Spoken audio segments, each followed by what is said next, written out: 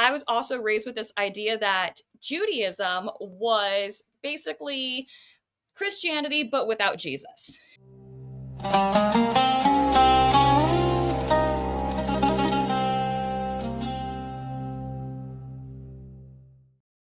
Welcome to another episode of the Olive Roots podcast. I'm your host, Chosi Ayub. Today we have a very special guest. She's a homeschooler in Christian Zionism. Yep, you heard it, Christian Zionism. And her name is Olivia Tolosa. Hey, Olivia! Hey, it's good to be here. How is it going today? It's going great. Beautiful day. Had a great day at church and ready for our conversation. Where are you located again? So I'm in the Washington, D.C. metro area on the Northern Virginia side. Oh man, you are where the action is. Absolutely. All right, so the way I start the show is I let people talk about their identity, pretty much your ethnic background, where you were raised, if you were raised here or overseas, did you move around, what kind of parents you come from.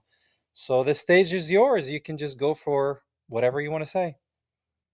All right. So just kind of kick off a little bit about me. I come from a pretty mixed and diverse background. My father was a Mexican immigrant, and my mother, I say that she is the byproduct of the typical the New York mixture or pizza bagel. She had a Jewish father and an Italian mother, but my mom always said, like, but she grew up completely secular. And she was like, look, I was raised by a disgruntled Jewish man and a disgruntled Italian Catholic woman who pretty much wanted nothing to do with religion.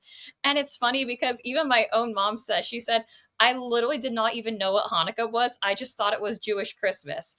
So even with having her own father who had I would say for the most part, like not super religious Jewish upbringing, a very loosely cultural Jewish upbringing where it was celebrating high holidays. He had a bar mitzvah, but pretty much once he married his goyim shiksa Italian woman, he was more or less booted from that community. So that's where he just pretty much threw his hands up in the air and said, organized religion's a scam. So um my mom ended up more or less like loosely converting to Catholicism right before she and my dad got married, because my dad grew up growing up in a Mexican immigrant family.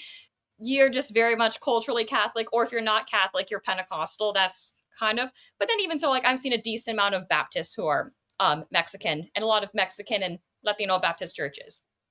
But my mom ended up making the conversion to evangelical Christianity by the time I think I would have been around 5.5. Like at least I knew I was younger than 6 years old around that time. And so my mom pretty much decided that's how she wanted to raise the kids in my family. I'm the second oldest out of 5 kids. And my older brother and I both had, and actually one of my sisters, we all had a Catholic baptism. So the only one actually in my family who did not have a Catholic baptism, come to think of it, was my youngest brother. Because I have an older brother, 2 sisters, and a little brother, and I'm the oldest of the girls. And so pretty much once we moved back to the US, I was a military kid. We were living overseas around that time. Um, and we really planted our roots back in the US. So I was 7 when we moved back. Um, my mom decided, like, okay, I just want to raise the kids full blown Protestant. And my dad was like, okay. He's like, as long as they're raised with faith, they're raised with God and the Bible, that's what would have been very important. And so my mom was very much of like, I want the kids to be homeschooled because when I was living overseas in my earlier childhood years from my dad's military tours, my older brother and I went to private Catholic schools. And my mom decided, okay, well, all she had been here, which is funny because despite the fact that my mom grew up very secular, she was like, I would say overcorrected is the right word, but she was very adamant of, I want my kids to read the Bible and learn the Bible, and they're not going to get that comprehensive biblical education if they go into public schools. And even so, private Christian schools, stupidly expensive, especially because when we moved back to the US, we moved to the Northern Virginia, DC metro area where everything's outlandishly expensive. And this was, I hate to show my age, but well over 20 years ago, um, before everything got as expensive as now, it was still pretty pricey to send multiple kids to a private Christian school. So that's where my mom made that decision to homeschool us. So we would literally kick off our homeschooling days with Bible study. And my mom even had the attitude of, you know what? I don't even care if the kids get through any of their other schoolwork. The most important thing is they're going to learn the Bible very well. Fortunately, for anyone who might be worried, I at least went to college. I have an undergrad degree. I came out okay. So I wasn't just raised in Bible study. And so, kind of one of the things is like, despite the fact that we were doing extensive Bible study, we didn't really think too much about the Jews being God's chosen people, despite the fact my mom having a Jewish father. And that's only because Judaism was pretty much of like, never mind, like, organized religion's a scam. So, but what's funny is that a lot of like the Zionism that was more or less, I would say it's completely encroached into my homeschooling, but that was very much environmentally raised by. And I would say, like, I wouldn't even identify as a Zionist, but like I was absorbing Zionism via osmosis, was because of all these evangelicals who were like, oh, the Jews are God's chosen people. And it's so funny, like when people would ask about like my ethnic background and whatnot. And again, it's because my mom is very pale white. My dad's pretty dark. And so during the summertime, all the kids in my family look very ethnically ambiguous. But we look like brown ethnically ambiguous people. So I'm like, we could be from anywhere. So people would ask, like, and then people's like, oh, you're part Jewish, like, so you're actually part of God's chosen people. And it was funny because I was not raised with that. My mom was not raised with that. But my mom actually always said even secular Jews, like my grandfather, still have that in the back of their mind of being God's chosen people. But somehow you win brownie points being in evangelical circles, even if like you've never done any like Jewish practices. And what's funny to me is that,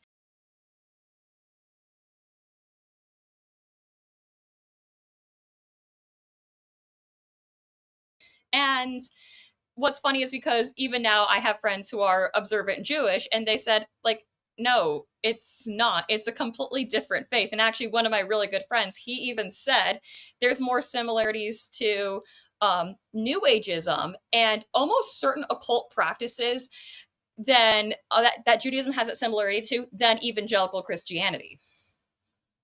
And so kind of like having from that very like interesting background of like having this very preconceived notion that, oh, Judaism is just Old Testament Christianity before Jesus, I was like, well, why don't Jews just become Christians? It's like, oh, they just haven't believed the Messiah came yet, but they're still just like observing the law.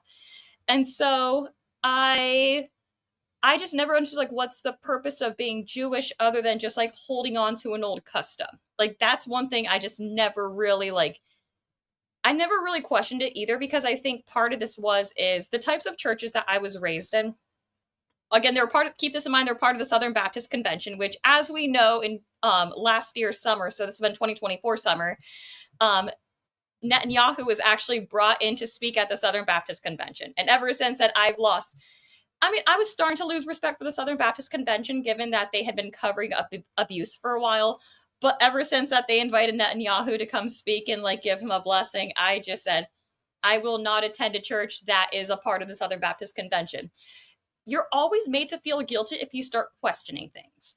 And a part of it is what gets really tied up in that. And I would say this is kind of like the bulk, like one of like the biggest, like, trying to figure out the word to say it, but the one of the biggest defining moments for me was questioning the rapture. And I think a lot of evangelical kids or kids who are raised in evangelical Christianity can relate to the phenomena that we call rapture anxiety. And so I remember, so for a lot of kids who grew up in evangelical families will know this program called Awana. It's very common amongst, I would say, just non-denominational churches. A lot of Southern Baptist churches have an Awana program. It's, the acronym is Approved Workmen Are Not Ashamed. And I remember being in, at this point I would have been like fourth, fifth grade, seeing that the curriculum was extremely Zionist. Like one of the themes in the curriculum were, because they had the way how they did the curriculum where you memorize your Bible verses and whatnot, it was told through the stories of these fictional characters, and these fictional characters were visiting Israel. And it was describing, like, even one of the stories was like, oh, they were trying traditional Israeli food like falafel, for which we all know, for those of you who know Arab culture, falafel is not Israeli, it's Egyptian or Lebanese. Like it's a Levantine Arab food. but that's also part of like what I did not understand about Israel. But also, I was at least known like Israel is still very first and foremost within the Christian faith. It's like you've got Jesus and then you've got Israel. Because essentially, is that Israel was almost treated as this like kind of somewhat Christ-like entity of how it was important for Christ's return. And this is where we get to all the rapture stuff. And I remember the very Zionist curriculum had a whole entire section about the rapture. And it's just like one day, you don't know when it's going to happen, but people are just going to get raptured up into heaven and you don't want to get left behind. I'm actually glad I was not traumatized by the Left Behind series. I have so many friends who are literally to this day still traumatized by it. And one of my sisters and I, we were talking about rapture anxiety too, because one of my sisters is also, she decided to start going to an anti-Zionist Anglican church herself, and she was like trying to explain the rapture anxiety to a lot of people in her church. She's like, yeah, if I'm growing up evangelical, these are just things that are just part of like your core memory. And so one of the funny things to me was, despite all this, like, you know, the glorification of, oh, the Jews are God's chosen people, Israel is super important because you need to have the Jews going back to the homeland and before Christ can come back. That's why it's like Israel's important for the rapture, for that whole purpose, so that then the 7-year tribulation is going to happen all before the millennial reign of Christ. And the problem is, you feel like when you start questioning those things, like, hey, is this actually biblical? Or like even any concerns, it's you all of a sudden have no assurance of salvation, because if you're a Christian, like you should be excited about the rapture because, hey, we don't have to worry about the woes of this world anymore. And I started, and this was like from my childhood, but then funny enough, about 2 summers ago, so this would have been summer 2023, I was just sitting there and I was like, are we really nearing the final days? Because there's this one mega church in the Northern Virginia area called Cornerstone Bible Church, and it's extremely Zionist. Their senior pastor, Gary Hamrick, has made a lot of very anti-Arab racist jokes. I actually have a screen recording of it was one night where this one Israeli, like my mom is like, he's still straight up Mossad. Like he's a former Mossad agent, and that's how he at least presents himself as. But in my opinion, especially when you start falling down the rabbit hole of how much money the Israelis actually give to evangelical churches, I think he's obviously very clearly Mossad. And so the senior pastor had welcomed this Mossad agent, Amir Sephardi, who is like, he's like, but I'm a Messianic Jew. I'm a Christian Jew. And he leads all these tour groups to Israel. He leads all these pastor coalitions to go to Israel. And when the senior pastor, Gary Hamrick, introduced the Mossad agent, he straight up was making comments of like, yeah, so I started doing a few sermons about the end times, and a lot of Muhammad's and Abdul's didn't really like that. And I was shocked of how he was just so flippant about taking Arab names and using it almost like a slur. Back on October the 15th, I gave a teaching called Israel, Hamas, and End Times, which now has like gotten 4 million views on YouTube. And a lot of comments have come back to me. You know, there's not everybody. Some Abduls and Muhammad didn't like what I had to say. But I know I'm going a little bit off topic here, but kind of to go back on the map of the rapture, is that this is one of these mega churches that very much was heavy, hardcore preaching the end times, especially last year summer too. And again, keep this in mind, this is before the October 7th attacks.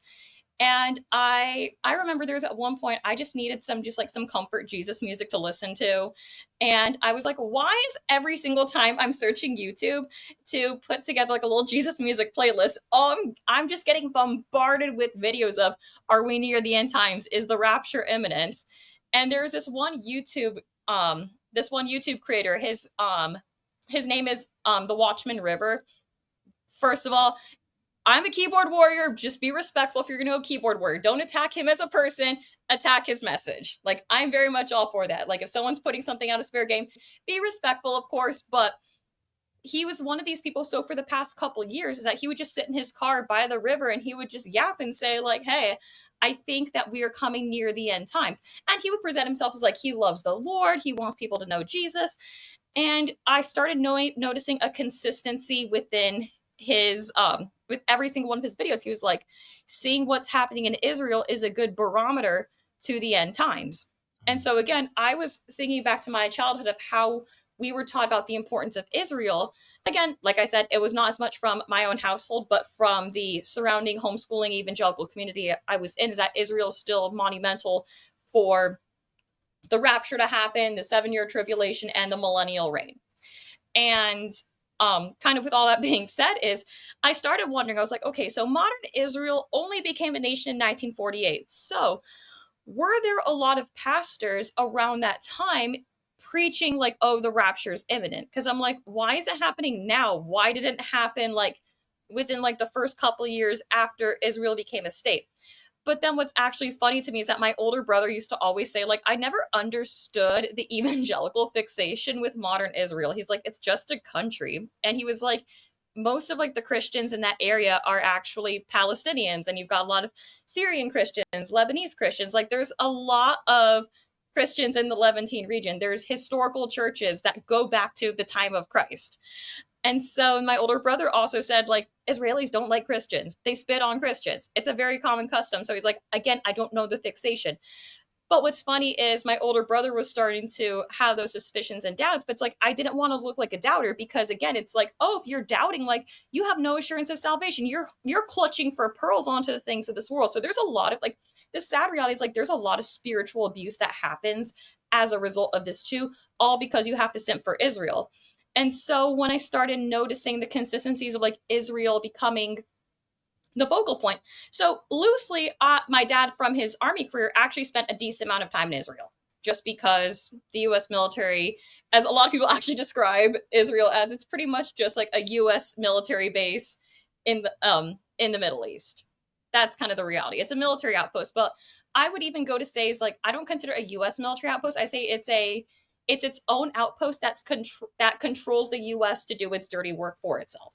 That's how I describe it now with what I do know. But at the time, I knew that my dad was spending a lot of time in Israel. I had a lot of friends who went to Israel. But what's also funny is that one of my really good friends growing up was Palestinian, and her family, her parents were immigrants from the occupied West Bank. And so I was just like, I never understood the depth of the conflict. And my friend even admitted herself, she was like, she would always talk about her grandma coming to split her time between here in Northern Virginia to back home, is that she never actually lived in the West Bank. She lived in Jordan. And I never really thought to question it. I just assumed like, oh, maybe the reason why she's living in Jordan instead of the West Bank, it's because the Palestinian territories are dangerous. And of course they are dangerous because the Israelis make it dangerous.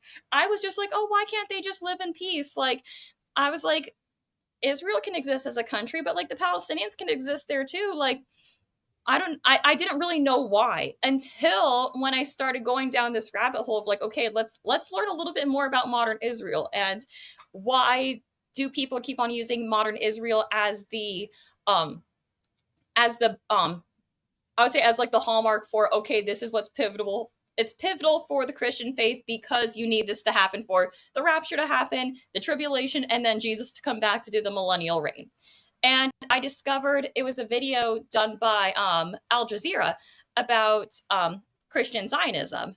And funny enough, Pastor Gary Hamrick from Cornerstone Bible Church out 45 minutes from where I live was for like 2 seconds featured in the video as one of these very Zionistic evangelical pastors, and how all these pastors are brought to Israel. And that's how Pastor Munther Isaac was brought into, as well as like, he's like, hey, I'm a Palestinian Christian. We exist here, but this is what life is like under occupation. If Jesus were here on earth, he would side with the occupied and not the occupiers.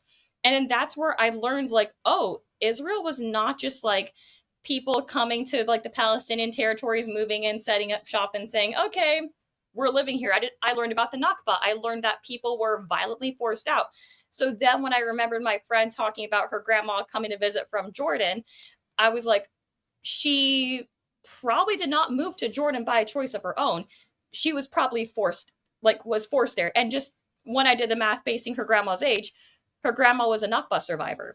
And I just didn't know that. So I was like, wow, everything that I was told about Israel was a lie. And then, of course, the whole entire rabbit hole happens of, wow, why are evangelical churches talking about the fact that Israelis slaughter children? They like the reason why you have the IDF around, like the IDF is not fighting enough, like they're not fighting foreign invaders. I always thought like, okay, and I knew that if you wanted to go live in Israel, if you were under the age of 20, like if you were making Aliyah under the age of 26 or you were born there, you had to do your mandatory IDF service. And I thought, well, yeah, it's in a dangerous area because that's all I was told about the Middle East. I was also raised with a lot of Islamophobia. Again, it wasn't just the post 9/11 Islamophobia, but the Christian nationalists also would have you convinced that the evil Islamic radical terrorists or whatnot want to destroy America, and they try to destroy America first by destroying Israel. I did not realize is that the IDF or the IOF, I also say the ITF, the Israeli terrorist forces, they were put in place to harass and to kill innocent civilians. So my mind was completely open. And then shortly afterwards, the October 7th attack happens. And immediately I knew it wasn't just like, oh, these horrible Hamas people. And I remember shortly afterwards, I immediately took the side of the Palestinians. It was not a question for me. And I was still very new about learning about the occupation. I was new about learning about the history of modern Israel from like an actual historical perspective, not just from the very like glamorized, westernized perspective. And instantly I was told, oh, you support Hamas. You're okay with women being raped. Like every single little bit of pro Israel propaganda, I was accused of being one of those. And so I remember in DC, there were a lot of candlelight vigils for and at that point, like the death count in Gaza was a fraction of what it is right now. And I remember literally they're going to like prayer groups and prayer meetings, and there were a lot of other Palestinian Christians that were there, a lot of Muslims there, and it was just like a very uniting time. And I remember just people filling up my DMs and just calling me an anti-Semite, calling me a terrorist supporter, and I'm like, do you just like not see people who are Arab or Palestinian as humans? And I realized I was like I started thinking a lot differently about just people in my life, if that they could just feel so callous to that. And I remember when the St. Porphyrius church bombing happened, I was like, hey, the cousins and family members of a former US congressman were some of the victims in the bombing. But somehow, like evangelical Christians would make so many excuses for Israel. And I'm like, they're bombing your brothers and sisters in Christ. Like, how is this okay? And what made me so sad because I started realizing that all these organizations who I thought would support, unfortunate people, because you have Samaritan's Purse, run by Franklin Graham. I grew up packing shoe boxes for kids in war torn countries. It's like that was like a part of the mission. But yet, watching Franklin Graham literally donate money to Netanyahu, thanking Netanyahu for being one of God's chosen people, and saying, like, oh, this is money so you guys can buy ambulances for your soldiers who are going to end up needing amputations and whatnot from the fight against Hamas. And then seeing organizations like Voice of the Martyrs. Again, I thought this was another like great Christian organization that cared about the persecuted church, silent when an actual church was bombed. Or when the Al Ali Baptist Hospital was also bombed too. So I started realizing like I don't want to identify as like a Western Christian, like a Western evangelical Christian anymore, just because I'm like, we were always told of like, praying for our persecuted brothers and sisters in Christ, but somehow there was the pass given because these were God's chosen people. Yeah, I think the situation is very complicated with people try to understand the term Israel in the Bible and the term Israel today, a Jew biblically, a Jew of today. And I had this question, I asked the older person this question, and it took them a while to answer. This is what I said. I was like, who's your brother and sister in Christ? Is it the Palestinian Christian or the Israeli Jew? Right? Mm-hmm. So he's like, what? I was like, who's your brother and sister in Christ? The Palestinian Christian or the Israeli Jew? And then it took him a while. And he was like, the Christian. I was like, the Palestinian Christian. He's like, yeah. And I was like, then why are you supporting the Israeli Jew? And that opened up his mind just with one question. Mm-hmm. And I was like, he's like, I never thought about that. And I was like, Would you side with the person who follows Christ or who's antichrist? But going back to the rapture, I know I couldn't stop you, but I was cooking there. yeah, you were cooking. The rapture, it was supposed to happen last week on the 23rd and the 24th. And then there was a false prophet from South Africa, actually, who started this whole thing. And he had a little video of the people in his congregation on Zoom. And for 2 days, they're like, Jesus is coming. And he didn't come. So what do you think? Where do you think that whole concept of the rapture, God will take the believers, 7 years of tribulation, and then with the Antichrist, and then Jesus comes again? It's like he's coming in so many multiple times, and there's multiple resurrections, and then his judgment day and all that. And then the rest people go to heaven, and then the non-believers go to the lake of fire. What do you think? Like how was the Christian church in America, how was it poisoned by this rapture? It's not even about Jesus. It's not about doing what he commands us to do. It's about, hey, God is going to take me, so I don't care what happens. So I think there's multiple reasons why the rapture is why it's so heavily ingrained in evangelical in culture. I would say number one, there's a financial aspect because, like I'd mentioned before, there's the former or cough cough current Mossad agent Amir Sephardi. He is an Israeli who tours multiple megachurches, and his whole shtick is you need to prepare for the rapture. You need to support Israel so you can prepare for the rapture. And if you don't support Israel, you're not a real Christian. And I think a part of that is it's to get a lot more money for the Israelis. That's first and foremost. And it's weird because I would say like there's like this pyramid scheme's not the right word, but it's almost like a at least it kind of gives a little bit of a money laundering vibe of these mega churches get a lot of money from Israel so that the congregants can donate like tenfold and multiply those donations to Israel. So that's where I say it feels like we're washing some dollars over here. So I would say there's that financial aspect, but I also think it's used as a ploy for control too as well because you don't want to act badly in any type of way because you don't want to miss the rapture. And I started realizing I was like, this kind of like goes from being a faith-based salvation to a works-based salvation because you're trying to prove to yourself, oh my gosh, like I'm good enough so that I'm not left behind in the rapture. So that's where I would say like those are kind of like the poisons of how the rapture gets weaponized. But then also what's funny is that there wasn't like if you read like the early church fathers, they didn't write about the rapture. And it didn't become a thing until modern days thanks to the Schofield Bible. Yeah, the Schofield Bible did a lot of damage with the dispensationalism. And it was the same Bible, but those notes at the bottom were telling a whole different story, and those were pumped out all over the US. And that's when you started having the Christians move to Zionism instead of following Christ. Everything is about a pot of land. And I'm like, well, are you following a God who's alive or a land that's going to be left behind? You know what I mean? And it's been very interesting talking to Christians. I'm in the South. I'm in Georgia. I'm in the Bible Belt, Very and Zionist. yeah, there's a lot of Zionist churches. My church is awesome. They focus on Jesus. They pray for everybody. They prayed for Gaza. They prayed for Lebanon. When Israel was attacked, they prayed for Israel. I mean, they're praying for anybody who's hurt, but they prayed a lot for what's happening, like to the Gazans. They prayed a lot.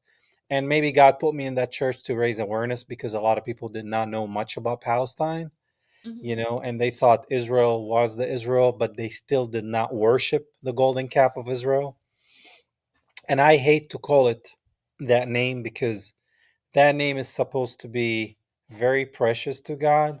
So I would like to call it the Zionist entity or occupied Palestine, right? But we had some conversations in the church, and I, screened my film, The Colonizer, which talks about the ruin of Palestine in 1948 from the Christian perspective. So it was good when I got on stage for them to ask me questions, and I think they learned a lot, even though I got crucified on the stage. All right. So Okay, so you told me a little bit about this rapture heresy. Now, you're seeing things move in a different direction in the US. You've seen a lot of people, I'm sure, waking up. Hmm. Obviously, there's people still asleep. Obviously, the government is controlling the narrative along with the media. They're all bought by the Zionist state. But you're seeing even conservative evangelical Christians waking up and saying, hold on, I follow Jesus Christ and I'm an American. These people don't follow Jesus that I follow, and it's not America first, it's that country first. What are you noticing and where do you think this is heading? Well, I would definitely say, because I remember in the wake of the October 7th attack, I had a lot of people who were again blasting me, calling me an anti Semite, calling me pro terrorist, be like, oh, if you love the Palestinians so much, like, why don't you go to Gaza? I'm like, I would go if I had a means. Like, I would go and try to provide aid and try to help out where I could. Like, that's not an issue for me.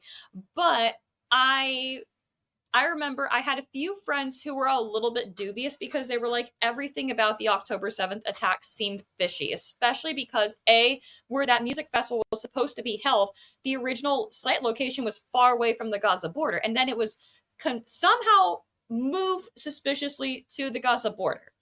And then, of course, once I started learning more about like the Hannibal Directive and just like how the IDF was the one who unfortunately consumed a lot of innocent Israeli lives, it wasn't Hamas. Because you're telling me all these people on paragliders and flip flops were able to commit that level of an attack. Once you learn how the IDF conducts war and how they sacrifice their own, that's one of the components. I remember I had some friends who they didn't quite understand the Palestinian resistance yet, but they were just like everything about the attack seemed off, especially when you learn like because I know there were some things like funny enough, Alyssa Farah. Well, I mean, but to be fair, I mean she comes from a Lebanese Syrian dad, but her own dad sided with the Israelis for the longest time when he ran WorldNet Daily. I remember because like after she left the Trump administration, because she was DOD spokesperson during Trump 45 and then was in the White House. And then she caught a lot of flack for leaving the White House after Trump had lost whether you believe that he lost the election in 2020 or not. She was always pegged as like, oh, you didn't go down with the sinking ship, like you jumped ship. But what's Mhm. funny is for how critical of Trump she became, she was still very militantly Zionist. And I found that interesting, especially for her being an Arab woman as well. Like, interesting. And she was obviously she was on more liberal outlets like CNN was saying like, oh, Hamas gets a lot of money from Qatar. Like that's what you're also told too. So that's where a lot of people were kept in the dark thinking like, oh, Hamas has all this firepower that they could have committed the attack. But then when you actually realize like, no, these are people in literal flip-flops. Like they're just like the scrappy resistance fighting army. There was Mhm. no way they could have they didn't have nearly the amount of explosive ordnance to do the damage after the music festival. And then of course evidence came out that that was the IDF just like firebombing the entire area. But I had friends who were starting to think of it from that way of like they're like, I'm not sure about the Palestinians quite yet, but I think there's something fishy about the logistics of the attacks. And that made it easy to talk about like, hey, like Israel wasn't just like a land without a people for a people without a land. Like there were inhabitants in Palestine. Long because I know everyone always says like, oh, Israel was created as a response to the Holocaust. But when we actually look at the Zionist history, it started as like the mid 1800s with the World Zionist Congress and how like and even so there were plenty of Jews who would just move to the Palestinian land and they just lived there and existed and it's like okay fine like we just migrated here. Again, there's nothing wrong with just packing up and moving to Nola. Like migration is a part of the human experience. It's a part of history. It's a part of the human story. There's a difference of just moving somewhere, living amongst the people, saying, "Hey, when in Rome, do as the Romans," versus like forcibly moving people out of their homes. And around that time is when I started really understanding of the Nakba and all these horrible like the horrible instances where the Israelis and the Irgun and the Haganah and those early entities and Lehi they were the paramilitaries that eventually now became what we know as the IDF or the IOF. And actually funny enough is if you watch the movie Exodus with Paul Newman, that movie is literally like a complete propaganda piece of like, oh, it's this victorious like story of like how we moved into our new homeland. And funny enough, again, later on in his life, Paul Newman became more anti-Zionist too. So I know he passed away almost 2 decades ago, but it would almost be curious to know of like, hey, how did you go from being a commander in an Israeli paramilitary in this movie to then being questioning about all the horrible stuff that Israel was doing? Um, and so because that, like all my friends who started thinking a bit more critically about Israel, then that's where we started learning, okay, the Palestinians are like actually innocent people. But it's so sad that people like can't see the Palestinians as humans. That's the worst part too, is like, why does it have to take for innocent babies, mothers, children, elderly folks, and even men to die first to start justifying like their existence? And that's what's the worst part too. So I would say that like a lot of the right wingers are more annoyed of like the free speech issues, um, all the censorship, like, oh, you can't criticize Israel. And more so, it's like, we want to preserve America how it is. And it stinks. And it's unfortunate that we have this foreign entity that's controlling our government. Versus, like, I would say more progressives are looking at it from like, hey, we care about the Palestinians first. And then they see it the other way around. So, but I will at least give Marjorie Taylor Greene the credit, like where credit is due, of the fact that she at least very shameless, because I say she came more from the fact of America first, but she also was the only Republican who could very shamelessly say this is a genocide. And it's the fact that she was able to say it's a genocide more openly than someone like Bernie Sanders, especially because like everyone thought, oh, Bernie Sanders would side with the Palestinians, but Marjorie Taylor Greene is actually being the one to call it a genocide. Yeah, well, she was not taking any money from APAC. That's Mhm. why. I mean, the Israeli lobby is not registered as a foreign lobby. Yes, there's a lot of other lobbies here, but they're registered as foreign lobbies. But the Israeli APAC lobby is one of the most dangerous things that happen in America, and it's been going on for decades. And as long as that doesn't get destroyed, America's going to keep crumbling, and we're seeing it in front of our own eyes. The economy is going to trash. Immigration was open that anybody can come in. There was no regulation and there's no assimilation. On top of it, you have all the money we're sending overseas to the Zionist state, to Ukraine, to other places in the world. But obviously, the Zionist state takes the most.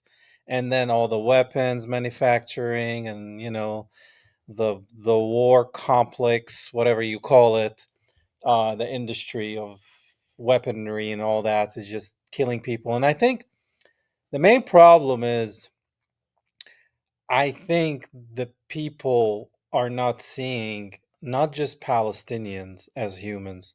They're not seeing anybody from there except for Israelis are as humans. So it doesn't matter if you're all the way from Morocco to Iran, right? You're not getting viewed as a human being, and you're called Arab, Middle Eastern, terrorist. So who cares? And I'm like, do you know that 40% of Lebanon is Christian? Do you know that Palestine was 30% Christian before 1948? Do you know that Syria has 20% Christian? Do you know that even Iran has Christians? Do you know even Pakistan, which they're not Arabs, but they put us all in the same ball? And I'm like, that Iraq had a lot of Christians, millions and millions, and you went and bombed Iraq for the false narrative of, weapons of mass destruction, and Which, you by killed the all way, this. Netanyahu was testifying in Congress in the 80s, pretty much saying, like, oh, Iraq has weapons of mass destruction. That was, again, the global war on terror was the US doing the dirty work for the Israelis. There is no question whatsoever that Saddam is seeking and is working and is advancing towards the development of nuclear weapons. No question whatsoever. If you take out Saddam's regime, I guarantee you that it will have enormous positive reverberations on the region. And that's where I'd say the more right-wing people who are waking up to it are starting to realize that, like, once they see, like, Netanyahu's actually not a good person.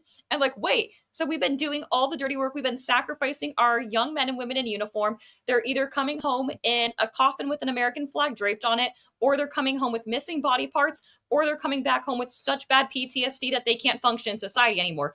All for what?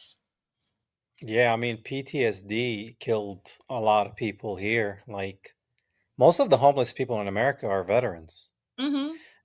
I have cousins that were born and raised in the US. They're Palestinian Americans. They served in the Marines and they thought they're doing the right thing.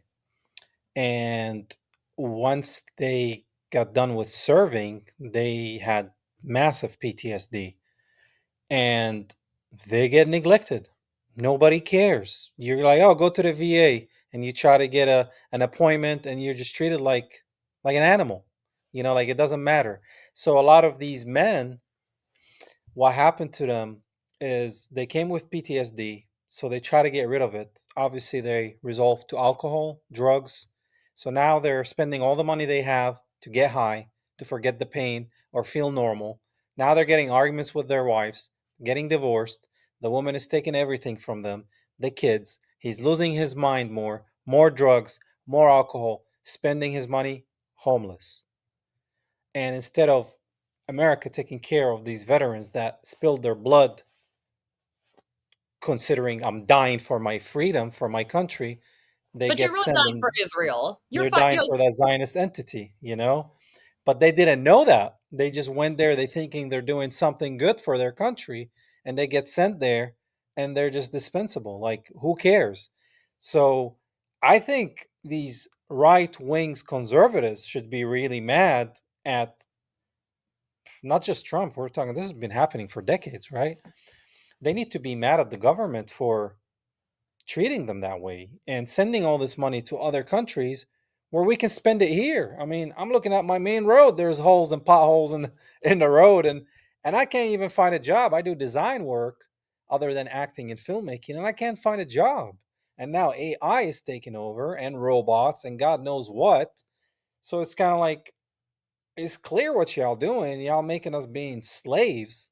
Y'all gonna do all the jobs away with all the jobs that we have. You're gonna have robots even in Amazon warehouses, so even the labor work will be gone. Even surgeons, they're gonna have robots that are they don't even have a shake in their hand, so they're gonna be very precise in doing surgeries. And it's escalating at a fast pace like I've never seen anything like this in my whole life. But going back to having those friends that you had questioning everything and October 7 and what is Hamas, what's happening, right?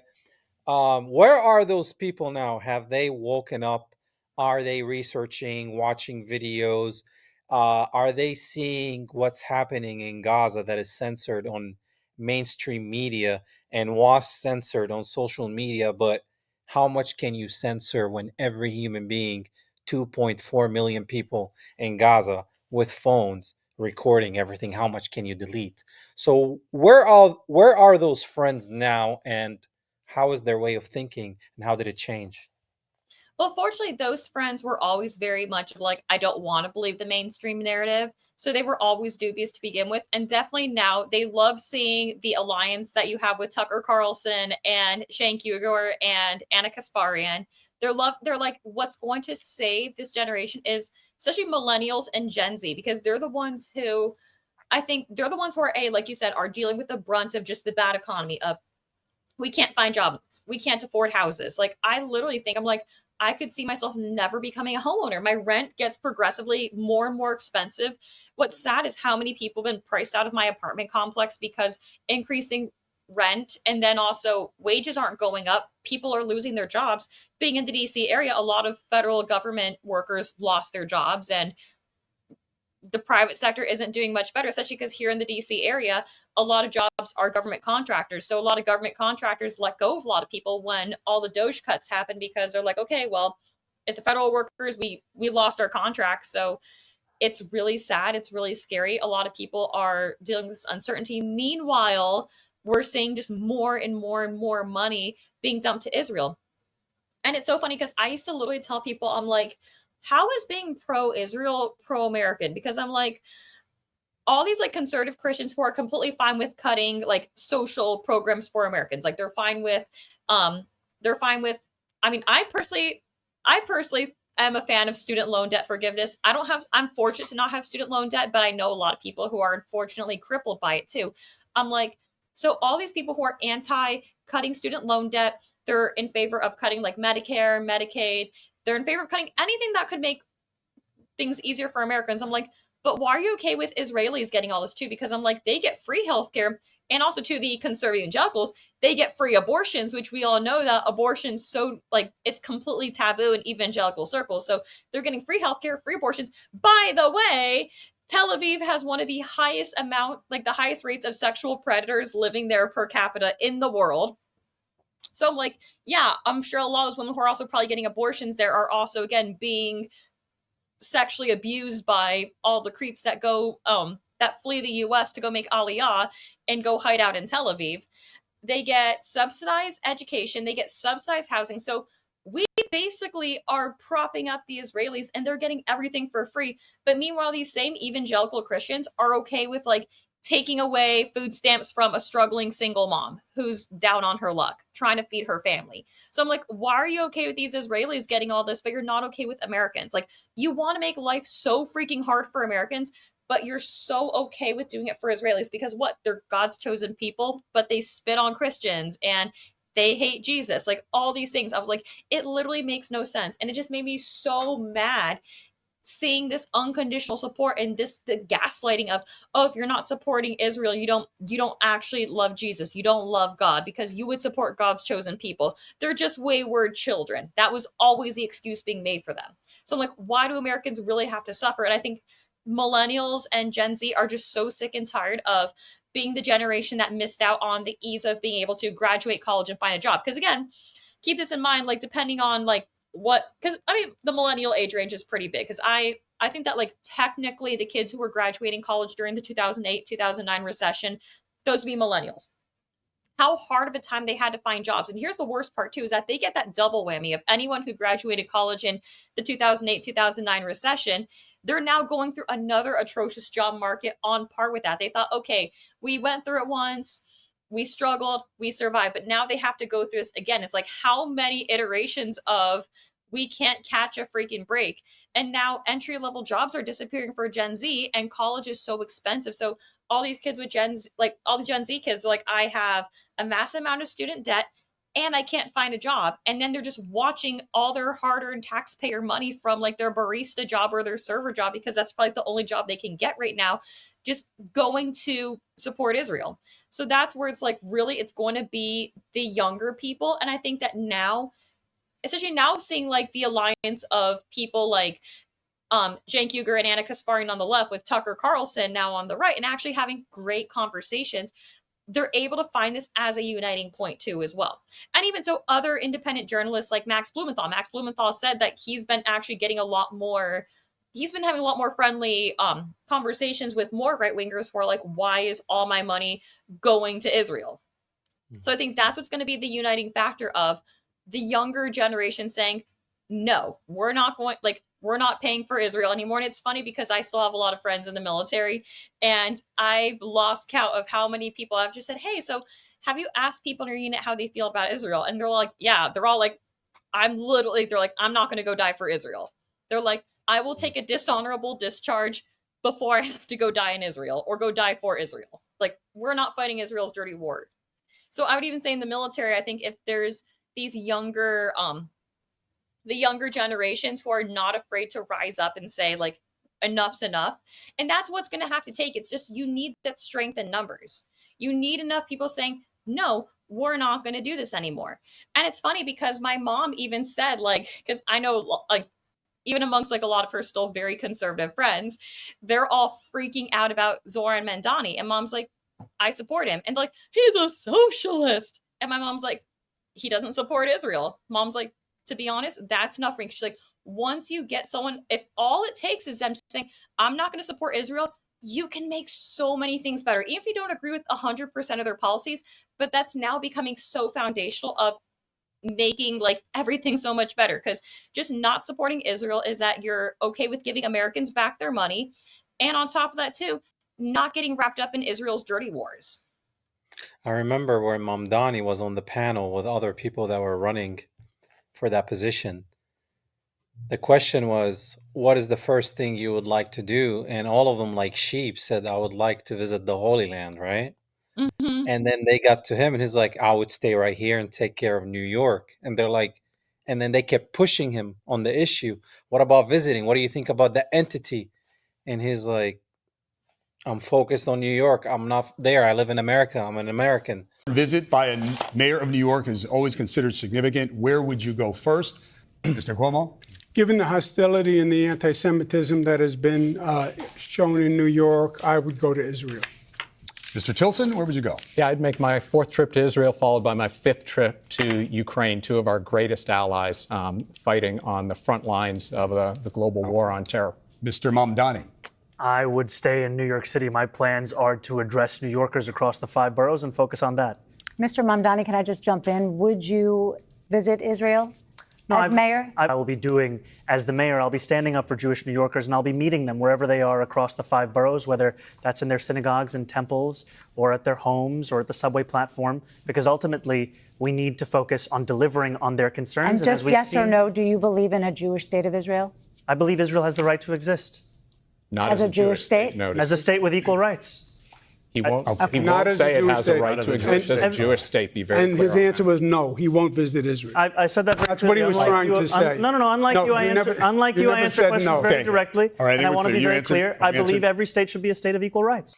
So it's interesting how they try to push always the issue and all these good Shabbos goyim, trying to be a good goy for that entity.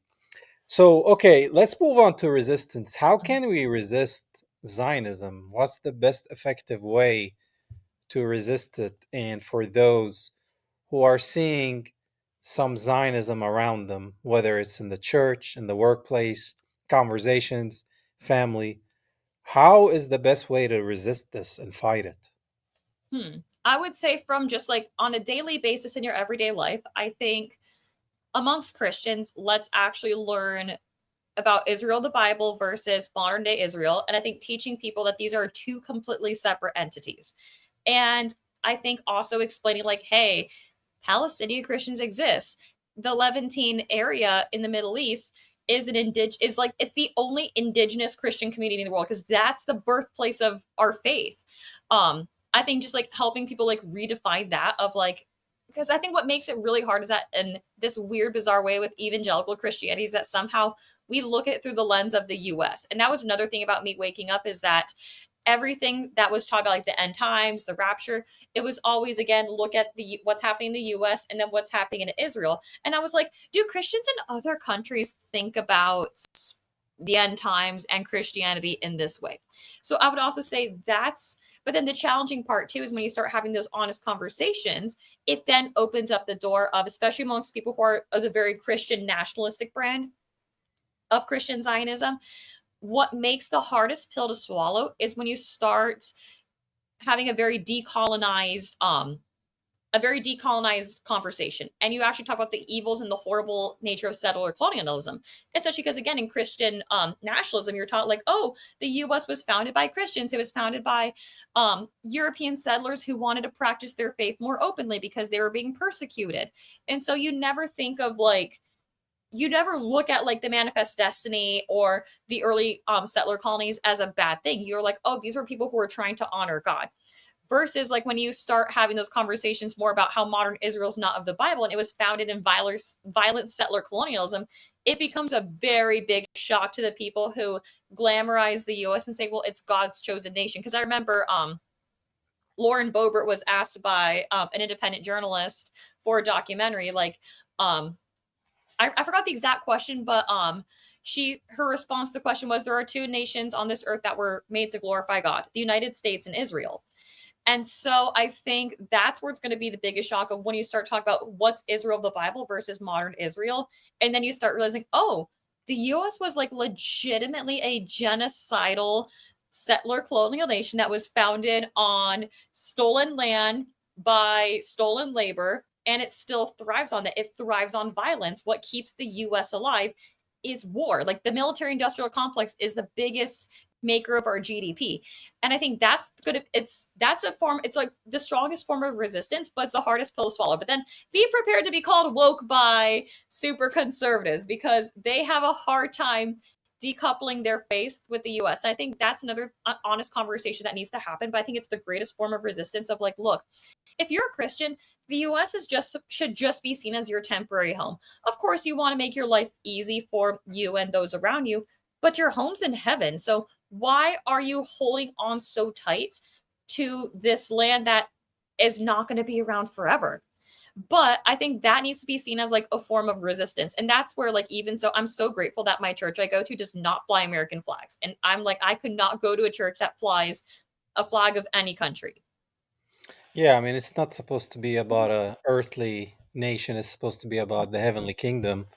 And, it was even more blasphemous to see a lot of churches raising that Zionist flag in America and with the Star of Remphan on it. And I'm like, obviously, my church didn't do that, but I've seen videos of people like it's pretty demonic. And I'm like, man, you don't even have an American flag, but you have that flag in America? Like, I don't understand. It's very complicated to me to see that, like, Jesus and that at the same time. I'm like, what is happening here, Oh my gosh. Or Greg, like Pastor Greg Locke, the famous QAnon pastor out in Tennessee, where he literally wears the Jewish prayer shawl. He blows the shofar and is doing a lot of Jewish customs and waving the Israeli flag. And actually what's funny is when he did that famous video that in the wake of October 7th, how he was like, we gotta blow up Al-Aqsa, or like take it, well, he said the Dome of the Rock, because like the Dome of the Rock's different from Al-Aqsa. Like, for those of you who know, you know. But he literally had said, we just need to blow off that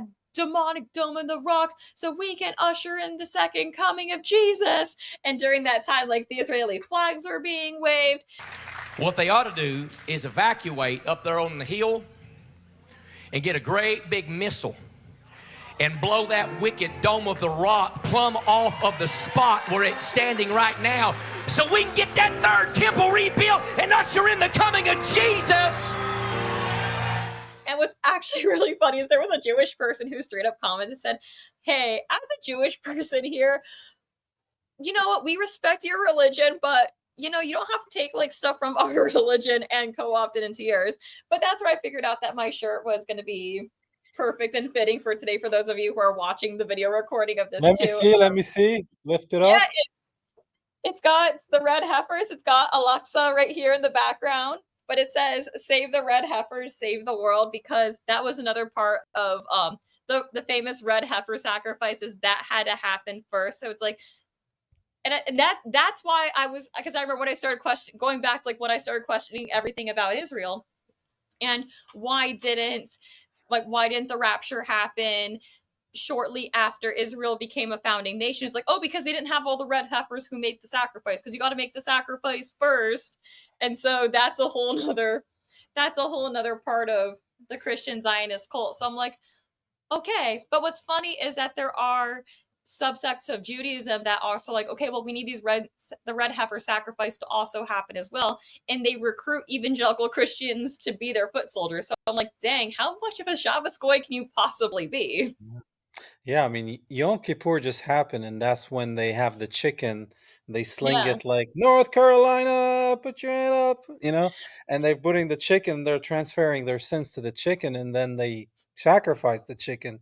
And now, to bring in their Messiah, they have to sacrifice the red heifers. And I'm like, as a Christian, if you believe in the sacrifice of Jesus Christ and his blood, and how he came to die for every human being on this planet before and after, but you're still supporting the sacrifices of the red heifers and the building of a physical third temple and that will usher in the rapture or whatever they think.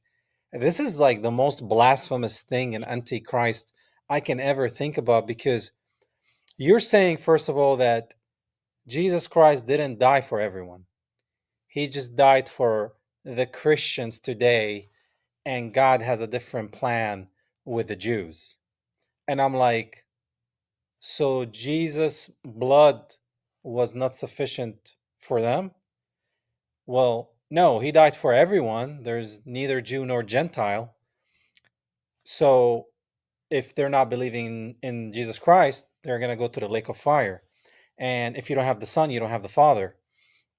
So it's very interesting that you have Christians, they call themselves Christians in the US, who are supporting this sacrifice to build the third temple where they will sacrifice animals again. So we're going backwards in time. Before Jesus walked earth, they were sacrificing animals. And you already know how they charge foreigners money and usury and all that. But then Jesus comes, the Son of God, sacrifices himself for everybody. And that should be the last sacrifice, the only and last sacrifice we ever need. But then they're like, well, yeah, but that's not for them. They're going to sacrifice animals. So are you comparing our Lord and Savior with a red heifer? But you don't get, those are God's chosen people. And funny that you brought up the Yom Kippur with the chicken ritual is that a lot of Jews realize, like, okay, the chicken is quite inhumane, so they just take a dollar bill instead. I thought that you would find that funny because What? No, I did not know that they do that with a dollar no, bill. some, like, they decided, like, if they're not going to do the chicken due to, like, the ethical and, like, inhumane nature of it, they will use a dollar bill instead. And I figured that you would find that funny. So hold on, they're transferring their sins now to a dollar bill? Yes, to a dollar bill. And what do they go buy? I don't know. Some Well, OnlyFans supposedly, content? I mean, it's not like apparently Pornhub was at one point owned by a rabbi, so I mean, yeah, there's a lot of weird stuff, with this group. Like there's when you start going down the rabbit hole and digging deep, you always find the rabbit without the T. You get it? I do. Instead of finding the rabbit, you find the rabbit without the T, and you're like, is it a coincidence? How is it always like that? Like what is really going on, right? And I'll leave that to the audience. What is really going on here, guys? You goyim? What is going on? Yeah, go ahead. So I remember it was early last year after the self-immolation of young Air Force member Aaron Bushnell. I was at the Israeli embassy because there was a encampment set up there as a form of protest. And the reason why the encampment was set up there, it's because there was a memorial left for Aaron Bushnell for his act of bravery with the self-immolation. And so the embassy staff just completely threw away the entire memorial. So a lot of people who had originally made the original memorial, they came back and they brought flowers and stuff. And there were a lot of US veterans who actually brought their old military uniforms and used that as part of the display. So it was a very somber but very emotional display for a lot of people. And so there were a lot of people who just stopped by, paid their respects. So they had to have an encampment there to pretty much always make sure that the Israeli embassy wasn't going to throw the display away. And so during that time, I remember there was a Muslim woman, we were talking about the Brooklyn tunnels, and she had said if there were tunnels under a mosque, there would be an FBI raid. Every single little bit, there'd be SWAT teams, so much law enforcement, and that the imam or the sheikh would be like thrown out of the US, never allowed back in, as well as any of the attendees of that mosque. They would not be allowed, like they would just be straight up deported to God knows who. 100%. And that was just like the double standard that we see of like just like the Islamophobia but somehow, and she was like, and it's funny because like I was a noticer, but I didn't think that she was, and she was the one who just very unpromptedly said, so about those tunnels. They would have called them Hamas. Yes. They're Hamas here. Tunnels. Well, it's like, Yeah, Hamas digs tunnels because like they're going to get attacked if they're above the ground. Yeah, like when I saw that New York synagogue tunnel and the guy coming out from the sewage, and then these mattresses that had blood stains and poop stains, I'm like, what is really going on? What is going on? What is really going on down there, guys? That was a mosque, or even just like a regular church, like there would be a lot more suspicions, but somehow that story was run for a very limited time and then just went dark. Yeah, yeah. It was like, oops, this happened. Yeah, the story disappeared pretty quick. And I know if it was a different faith, especially if there were Muslims, it'll be the end of the world. Oh You yeah, no, know? it would be like that would have been like the green flag to just go and bomb like fill in the blank Muslim country. Yeah, yeah. It would have. Oh It yeah, I know. Well, Olivia, I want to thank you so much. I mean, the hour just flew by. You are full of knowledge, and thanks for sharing all the stories, your background, your faith journey, and telling people about Christian Zionism because it's destroying Christianity in the West. Oh, and it's And creating such a bad witness. And it's so sad because it's like I see a lot of people who aren't Christians and who are atheists, and they look at Christian Zionists and they're like, how hypocritical can you be when like you're literally seeing people of your own faith being bombed out of their native land, but you will still support the person who's bombing them? Like, isn't your faith supposed to be about like love and acceptance and forgiveness? I agree. If you're not a follower and not a believer, and you try to really try to get to know about the Christian faith, that's not a good advertisement. Not at all. I think it will make more people run away rather than want to get to know more about Jesus Christ because of the like, that's what you guys follow. I don't want nothing to do with that. So it's kind of sad in a way because it's making some people walk away from the faith because of wrong interpretation of prophecies and end time and dispensationalism, Schofield Bible, Zionism. It's ruining the world, and it's a cancer that needs to be taken out. Otherwise, we're all going to suffer. Absolutely. Well, thank you so much, Olivia. I hope you enjoy the rest of your day, and I'll definitely have you back on the show. Absolutely. Thank you so much for having me. This was so much fun. God bless you. You take care, all right? All righty. Peace and love. All right, guys, you heard it. Olivia, she can tell you a lot about Christian Zionism. She experienced it. She grew up around it. She had friends that follow that movement. So I will put some stuff in the description about her and her social media so you guys can follow her. Until next time, peace and love, and Palestine will be free.